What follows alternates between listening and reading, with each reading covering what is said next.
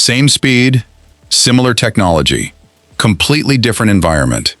And that raises a fascinating question.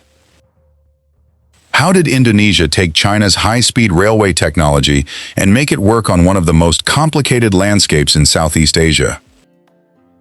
Because Whoosh isn't simply a Chinese train operating in Indonesia.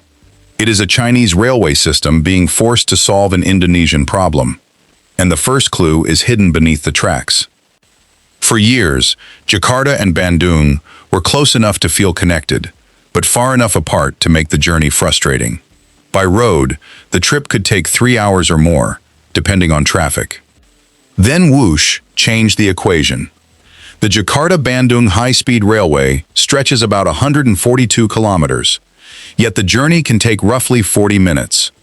At its maximum operating speed, the train reaches 350 kilometers per hour. That is more than a faster train. It changes how people experience distance. A journey that once consumed a large part of the day can suddenly become a short trip. But here's what makes that achievement unusual. China has spent decades building high-speed rail on an enormous scale. Indonesia had never operated a high-speed railway before. So how did its first one immediately reach the same headline speed? The answer begins with a problem China couldn't simply ship overseas. Indonesia's landscape. Look at the route on a map. It seems short, but the terrain tells another story. The railway crosses hills, valleys, rivers, and densely developed areas. And at 350 kilometers per hour, a railway cannot simply bend around every obstacle. The alignment has to be carefully controlled. So engineers went over some obstacles, and through others. The line includes 13 tunnels, along with major bridges and viaducts. One of the most dramatic structures crosses the Citarum River. This is where the difference between China and Indonesia becomes visible. China's high-speed railway network stretches across thousands of kilometers and connects enormous cities across a vast country. Indonesia began with one relatively short corridor through mountainous West Java. China had scale. Indonesia had terrain. And terrain becomes especially unforgiving when you are building a railway designed to move at 350 kilometers per hour. But the biggest challenge wasn't necessarily above the ground. It was underneath it. Indonesia sits along the Pacific Ring of Fire. Earthquakes are part of its geological reality. And Java combines that seismic environment with steep terrain and intense tropical rainfall. So building a high-speed railway here wasn't simply a matter of laying steel rails. Every structure had to be designed as part of a much larger system. Foundations, viaducts, tunnels, drainage, power, signaling, track alignment, safety systems. At high speed, tiny mistakes can become enormous problems. And this is why saying, China built Indonesia's railway, misses something important. China provided technology and expertise, but Indonesia still had to make that technology survive Indonesia. Even the train itself was adapted for the local environment. The Whoosh train is based on China's CR400AF technology, but the exported KCIC 400AF trains were modified for Indonesia's tropical conditions. So this wasn't a simple copy and paste operation. It was more like taking a proven machine and teaching it to live somewhere completely different. But why China? Because before construction even began, Indonesia had a major choice to make. Indonesia had considered competing proposals for its first high-speed railway. Japan brought decades of experience with high-speed rail. China offered something increasingly powerful: technology, construction expertise, financing, and an entire railway ecosystem. Indonesia ultimately chose a partnership with China. The project became a joint venture between Indonesian and Chinese companies. And the deal wasn't simply about buying bullet trains. It brought an entire high-speed railway system into Indonesia. Trains, track technology, signaling, communications, power systems, engineering, operations.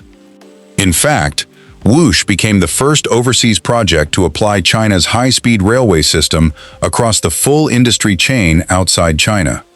That is the crucial distinction. Indonesia wasn't buying a train. It was importing a system. But then came the difficult part. Could that system actually become useful in Indonesian daily life? Because a train can travel at 350 kilometers per hour. Your house can't, and neither can the traffic around it. This is where high-speed rail becomes more complicated than a speedometer. A passenger doesn't measure a journey from station to station. They measure it from their front door to wherever they're actually going.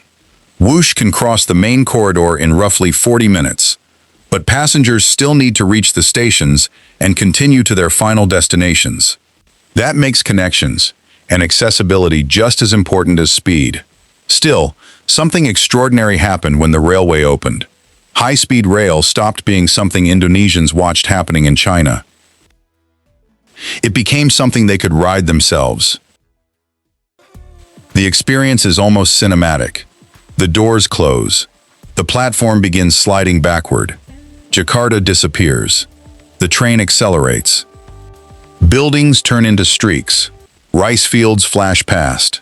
Mountains rise in the distance. And suddenly, Bandung is no longer a 3-hour journey. It is less than an hour away. By early 2025, Whoosh had already carried more than 8 million passengers. Since its October 2023 launch, that changes the story. This is no longer a demonstration project. People are using it. And if you enjoy uncovering the hidden stories behind Indonesia's biggest projects, subscribe.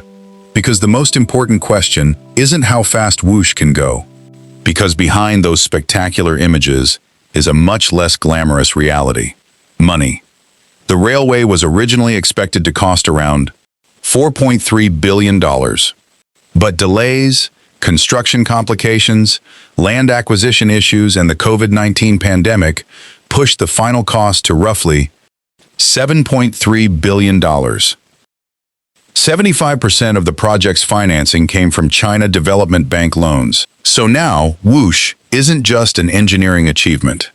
It is an economic test. Can a railway this expensive generate enough value to justify its cost? Can passenger demand continue growing? Can surrounding development turn stations into economic centers? And can Indonesia eventually expand high-speed rail without carrying an even heavier financial burden? China has an enormous advantage here. Its high-speed railway system operates at massive national scale. Indonesia has one main high-speed corridor. That means every passenger matters.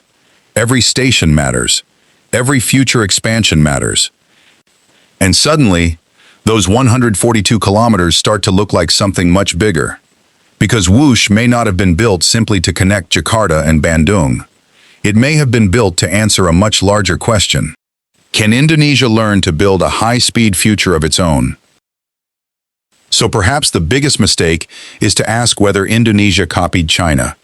The better question is, what will Indonesia do with what China taught it? Because copying a technology is relatively easy. Adapting it to mountains, earthquakes, tropical weather, dense cities, and local transportation needs is harder. And turning that experience into something your own engineers can build upon is harder still.